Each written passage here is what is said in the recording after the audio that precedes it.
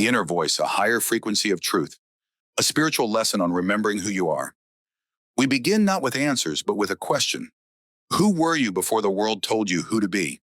The child who saw clearly, the soul who remembered, the presence before persona. We are born into form, into language, into a web of inherited beliefs, conditioned responses, and ancestral echoes. And from this web, something essential is forgotten. Not lost, but buried, like gold beneath a city. Still there, shimmering quietly, waiting. This is not a journey of becoming. This is a journey of returning. The cage of conditioning. The voice you hear most often is not your own. It is the voice of history, parents, teachers, religions, systems, and societies. Over time, it becomes internalized, a surrogate consciousness that narrates your reality with rules you never chose. You are told to be good, but good is a moving target. You are told to be successful, but success is often shaped by fear. You are told to belong, but what is belonging if it costs you your truth? In Jungian psychology, this is the domain of the persona, the mask you wear to survive. It is not evil. It is adaptive. But when you mistake it for who you are, you lose contact with the self, the deep center of your being, the totality of your soul. And this disconnection creates suffering, not because you are broken, but because you are too whole to live a fragmented life. The frequency of truth. In the quantum world, reality is not static. It is vibrating. Every particle, every thought, every word resonates at a specific frequency. What you call truth is not merely factual accuracy. It is frequency alignment. Your inner voice carries the signature of your soul's frequency. When you speak from it, you remember. When you ignore it, you suffer. But to hear this voice, you must quiet the noise of the world. This is not easy, because the world rewards noise. It applauds conformity, it punishes deviation, and it calls your authentic self a threat because it cannot be controlled.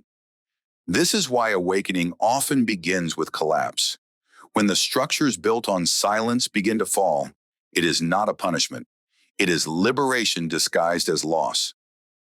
The psychology of fear.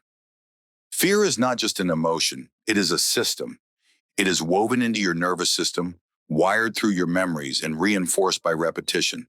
It tells you, stay small, stay silent, stay safe. It whispers, if you change, you will lose everything. But the real risk is not change. The real risk is stagnation. The saboteur archetype arises when you get close to the truth. It is the inner voice of the system, pretending to protect you while actually defending the status quo. It says, don't speak up, don't trust, don't dream. But your soul did not come here to repeat patterns. It came here to transcend them. And transcendence is not escape. It is integration. It is the courage to bring consciousness into the unconscious, to bring light into the shadow, to bring your soul into your life. The spiritual paradox. You were never separated from your path. You were simply asleep to it. In every great mystical tradition, there is a moment of remembering, a flash of gnosis, of inner knowing. It cannot be taught.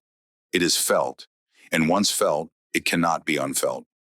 The paradox is this. You are already whole, but the path still matters. You are already free, but awakening still hurts. You are eternal.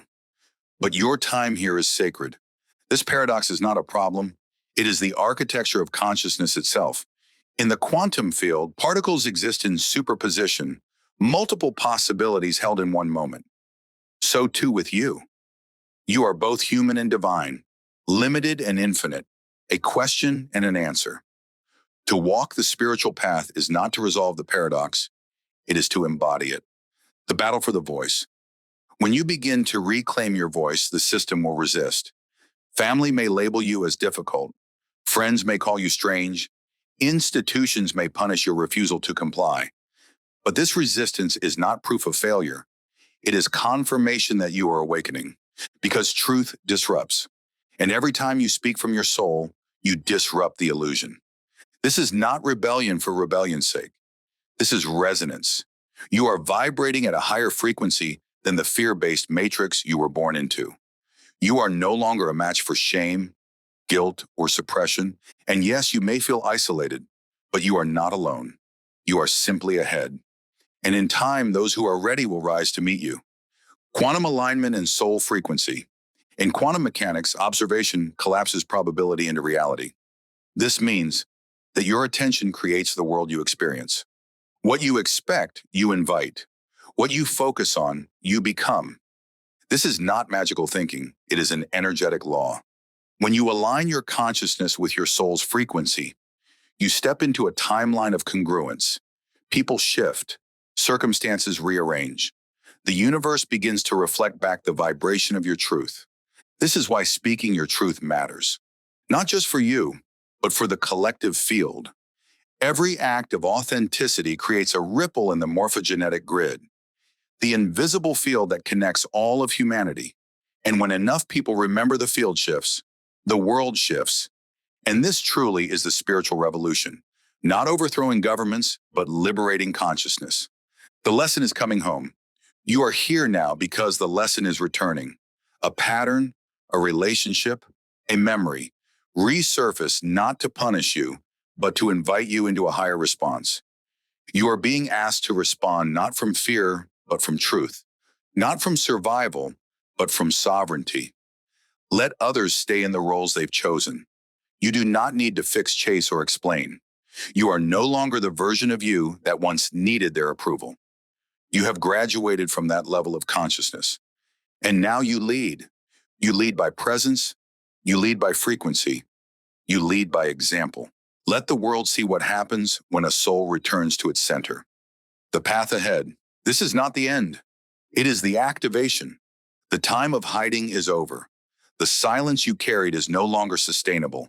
And the mission within you is awakening, not as an idea, but as a directive. You are being asked to build something new, a new way of teaching, a new way of healing, a new way of living that aligns with your inner voice and uplifts the voices of others. Do not be afraid of your power. You were always meant to wield it. This is not ego. This is service. Because once you remember who you are, you cannot unknow it. And once you have awakened, you are responsible, not for saving others, but for embodying what you know. Let them see you. Let them hear you. Let them feel your resonance. The world is starved for truth, and your voice is nourishment. If this message stirred something within you, it means your soul is remembering. Take this as your sign to reconnect with your truth, to trust your voice, to follow your path. If you're ready to go deeper, if you're seeking guidance, clarity, or support on your spiritual or emotional journey, I invite you to connect with me personally. Visit my website at emotionalalchemycoaching.square.site to schedule a private session and explore how we can work together to align you with your highest self. Like, comment, and share this message with someone who may need it. Subscribe to stay connected with future teachings and spiritual insights. You are not walking this path alone. You were never meant to. And now, you don't have to. Your healing matters. Your truth matters. You matter.